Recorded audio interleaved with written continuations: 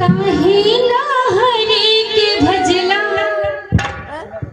ना भजला सीताराम के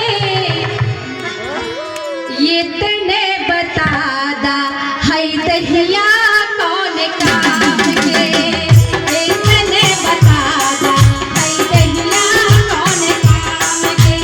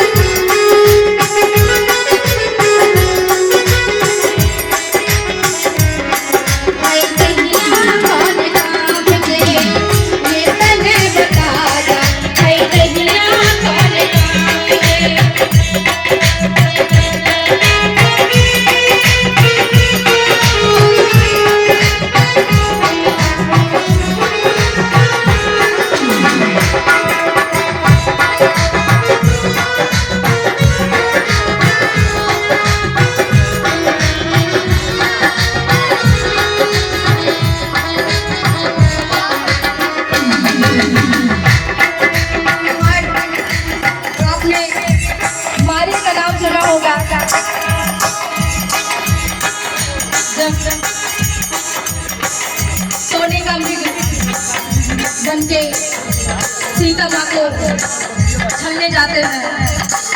वह भी सोचते हैं कि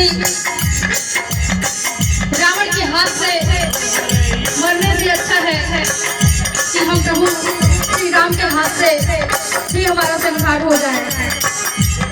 तो कहना है